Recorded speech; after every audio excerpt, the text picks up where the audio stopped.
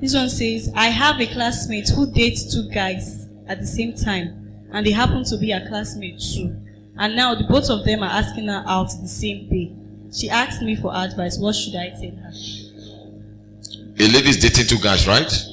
And both of them are asking her out. Okay? The same day.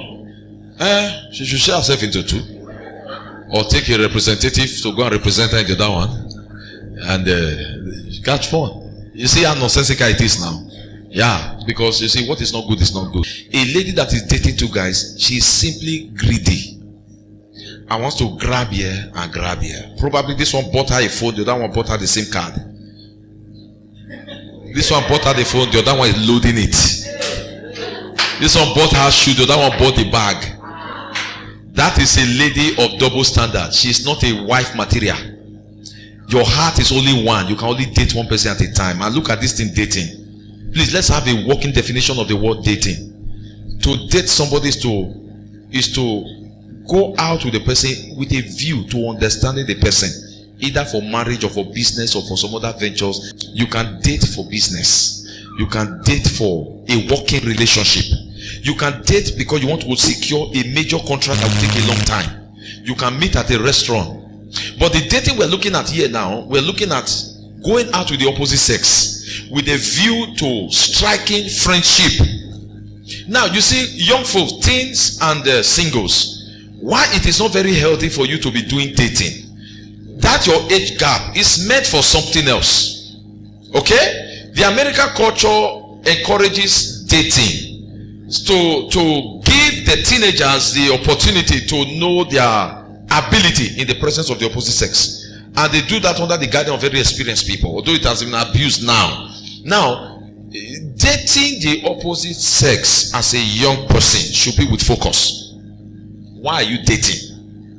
And if the motive is different, the guy is dating because he's targeting when he will sleep with you, when he will touch structures on your body, and you just need friendship. You just like his person. He's easygoing, he's all that, and you just want to be a friend to him. Now listen, this is different between friendship and dating. Dating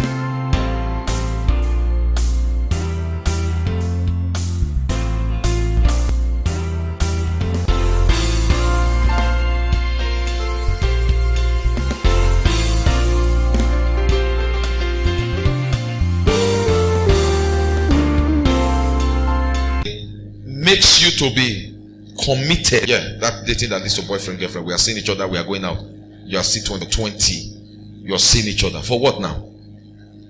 For what? Where a guy now takes possession of you as if he's your father or he's your husband. What are you doing with that boy? Why is he greeting you? What did he tell you? What's his business? Did he pay your bride price? Is he your father? That is boyfriend and girlfriend. Let me tell you, I'm not saying it because I hate it.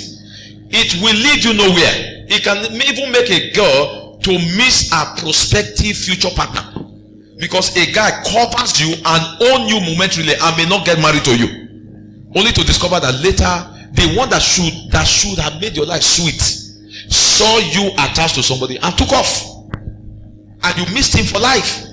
The Bible encourages friendship. Everybody say friendship.